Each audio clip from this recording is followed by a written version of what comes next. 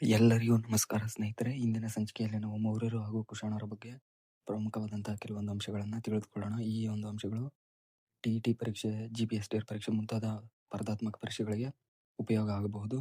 So ವಿಡಿಯೋವನ್ನು skip ಮಾಡದೆ ಪೂರ್ತಿಯಾಗಿ ನೋಡಿ. ಹಾಗೆ ಈ ಕಂಟೆಂಟ್ ನಿಮಗೆ ಇಷ್ಟ ಆಗಿದ್ರೆ ಲೈಕ್ ಮಾಡಿ, ಶೇರ್ ಮಾಡಿ, ಕಮೆಂಟ್ ಮಾಡಿ ಹಾಗೂ ಚಾನಲನ್ನು ಸಬ್ಸ್ಕ್ರೈಬ್ ಮಾಡಿ. ಹಾಗಾದರೆ ಬನ್ನಿ ಸ್ನೇಹಿತರೆ, ನಾವು ಈ ಒಂದು ಪಾಠದಲ್ಲಿ ಬರತಕ್ಕಂಥ ಕೆಲವೊಂದು ಪ್ರಮುಖ ಅಂಶಗಳನ್ನು ತಿಳಿದುಕೊಳ್ಳೋಣ. ಸೊ ಮೊದಲಿಗೆ ಭಾರತ ಕಂಡಂತ ಮೊಟ್ಟ ಮೊದಲ ಸಾಮ್ರಾಜ್ಯ ಯಾವುದು? ಸೊ ಭಾರತ ಕಂಡಂತ ಮೊಟ್ಟ ಮೊದಲ ಸಾಮ್ರಾಜ್ಯ ಮೌರ್ಯ ಸಾಮ್ರಾಜ್ಯ. ಅದೇ ರೀತಿ ಚಂದ್ರಗುಪ್ತ ಮೌರ್ಯನ ಮಂತ್ರಿಯಾಗಿದ್ದವನು ಯಾರು? ಚಂದ್ರಗುಪ್ತ ಮೌರ್ಯನ ಮಂತ್ರಿಯಾಗಿದ್ದವನು ವಿಷ್ಣುಗುಪ್ತ. ಸೊ ಗ್ರೀಕರ ರಾಯಭಾರಿ ಯಾರು? ಸೊ ಅವನು ಬರೆದಿರ್ತಕ್ಕಂಥ ಕೃತಿ ಯಾವುದು?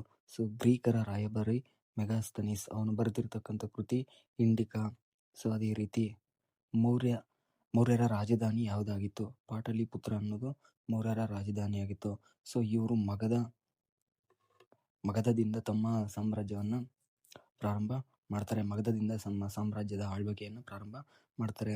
ಅದೇ ರೀತಿ 5ನೇ ಪ್ರಶ್ನೆ, ಅಶೋಕನಿಗಿದ್ದಂತಹ ಬಿರುದುಗಳು ಯಾವ್ಯಾವು? ಸೊ ಅಶೋಕನಿಗೆ ದೇವನಾನ್ ಪ್ರಿಯದರ್ಶಿ ಅಂತಕ್ಕಂಥ ಒಂದು ಬಿರುದುಗಳು ಇದ್ದವು. ಅಶೋಕನ ಶಿಲಾಶಾಸನಗಳು ಯಾವ ಭಾಷೆಯಲ್ಲಿ ಹಾಗೂ ಯಾವ ಲಿಪಿಯಲ್ಲಿವೆ? ಅಶೋಕನ ಶಿಲಾಶಾಸನಗಳು ಪ್ರಾಕೃತ ಭಾಷೆಯಲ್ಲಿ ಹಾಗೂ ಬ್ರಾಹ್ಮಿ ಲಿಪಿಯಲ್ಲಿ ಇವೆ. ಸೊ ಕರ್ನಾಟಕದಲ್ಲಿ ಚಿತ್ರದುರ್ಗ ಹಾಗೂ ಬ್ರಹ್ಮಗಿರಿ ಎಂಬಲ್ಲಿ ಅಶೋಕನ ಶಿಲಾಶಾಸನಗಳು ದೊರೆತಿವೆ. ಸೊ ಅದೇ ರೀತಿ ಅಶೋಕನ ಸಾರನಾಥ ಸ್ತಂಭದಲ್ಲಿ ಇರತಕ್ಕಂಥ ಒಂದು ಚಿಹ್ನೆಯನ್ನು ನಾವು ಭಾರತದ ರಾಜ್ಯ ಲಾಂಛನವನ್ನಾಗಿ ಬಳಸಿಕೊಂಡಿದ್ದೇವೆ. ಅದೇ ರೀತಿ ಕುಶಾಣರ ಬಗ್ಗೆ ತಿಳಿದುಕೊಳ್ಳೋದಾದ್ರೆ, ಕುಶಾಣರು ಎಲ್ಲಿಂದ ಭಾರತಕ್ಕೆ ವಲಸೆ ಬಂದವರಾಗಿದ್ದರು? ಸೊ ಕುಶಾಣರು ಮಧ್ಯ ಏಷ್ಯಾದಿಂದ ಭಾರತಕ್ಕೆ ಬಂದ ಒಂದು ಅಲೆಮಾರಿ ಜನಾಂಗದವರಾಗಿದ್ದರು.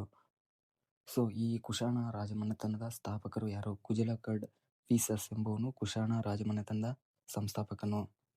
ಸೊ ಅದೇ ರೀತಿ ಈ ಕುಶಾಣರಲ್ಲಿ ಪ್ರಸಿದ್ಧರಾದ ಅರಸ ಯಾರು ಅಂದರೆ ಕನಿಷ್ಕನು. ಸೊ ಒಂದು ಯುಗವನ್ನು ಆರಂಭ ಮಾಡ್ತಾನೆ, ಅದಕ್ಕೆ ಶಕಯುಗ ಅಂತ ನಾವು ಕರಿತೀವಿ. ಸೊ ಕನಿಷ್ಕನ ರಾಜಧಾನಿ ಯಾವುದಾಗಿತ್ತು ಅಂದರೆ ಪುರುಷಪುರ. ಸೊ ಕನಿಷ್ಕನ ರಾಜಧಾನಿಯಾಗಿತ್ತು.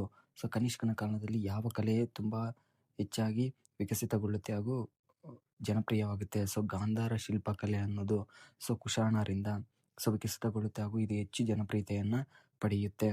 ಸೊ ಅದೇ ಕುಶಾಣರ ಅವಧಿಯಲ್ಲಿ ಮಹಾಯಾನ ಪಂಥ ಅನ್ನೋದು ಹೆಚ್ಚಿನ ಪ್ರೋತ್ಸಾಹವನ್ನು ಪಡೆಯುತ್ತೆ.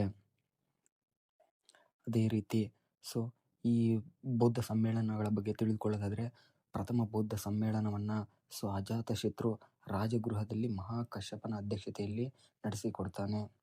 ಸೊ ಅದೇ ರೀತಿ ಎರಡನೇ ಬೌದ್ಧ ಸಮ್ಮೇಳನವನ್ನು ಕಾಲಾಶೋಕನು ವೈಶಾಲಿಯಲ್ಲಿ ಸಭಾಕಾಮಿ ಅಧ್ಯಕ್ಷತೆಯಲ್ಲಿ ನಡೆಸಿಕೊಡ್ತಾನೆ.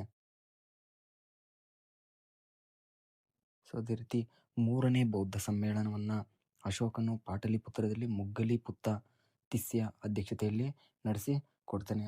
ಸೊ ಕೊನೆಯದಾಗಿ ನಾಲ್ಕನೇ ಬೌದ್ಧ ಸಮ್ಮೇಳನವನ್ನು ಕನಿಷ್ಕನು ಕುಂಡಲವನದಲ್ಲಿ ವಸುಮಿತ್ರನ ಅಧ್ಯಕ್ಷತೆಯಲ್ಲಿ ನಡೆಸಿಕೊಡ್ತಾನೆ. ಇವು 4 ಬೌದ್ಧ ಸಮ್ಮೇಳನಗಳ ಬಗ್ಗೆ ಪ್ರಮುಖವಾದಂಥ ಅಂಶಗಳು. ಸೊ ಅದೇ ರೀತಿ ಚಾಣಕ್ಯನಿಗೆ ಇರತಕ್ಕಂಥ ಇತರ ಹೆಸರುಗಳು ಯಾವುವು? ಕೌಟಿಲ್ಯ, ವಿಷ್ಣುಗುಪ್ತ ಅಂತಕ್ಕಂಥವು ಚಾಣಕ್ಯನಿಗೆ ಇರತಕ್ಕಂಥ ಇತರ ಹೆಸರುಗಳು. ಸೊ ಚಾಣಕ್ಯ ಏನು ಮಾಡ್ತಾನೆ? ಅರ್ಥಶಾಸ್ತ್ರ ಎಂಬ ಒಂದು ಗ್ರಂಥವನ್ನು ರಚನೆ ಮಾಡ್ತಾನೆ. ಸೊ ಅರ್ಥ ಆಯ್ತಲ್ವಾ ಸ್ನೇಹಿತರೆ? ಈ ಒಂದು ವಿಡಿಯೋ ನಿಮಗೆ ಇಷ್ಟ ಆಗಿದ್ದಲ್ಲಿ ಲೈಕ್ ಮಾಡಿ, ಶೇರ್ ಮಾಡಿ, ಕಮೆಂಟ್ ಮಾಡಿ ಹಾಗೂ ಚಾನಲನ್ನು ತಪ್ಪದೆ ಸಬ್ಸ್ಕ್ರೈಬ್ ಮಾಡಿ. ಸೊ ಇನ್ನಷ್ಟು ಪ್ರಮುಖವಾದಂತಹ ಕಂಟೆಂಟ್ಗಾಗಿ ಚಾನಲನ್ನು ಸಬ್ಸ್ಕ್ರೈಬ್ ಮಾಡಿ ಹಾಗೂ ಚಾನಲನ್ನು ಎಂಕರೇಜ್ ಮಾಡಿ. Thank you.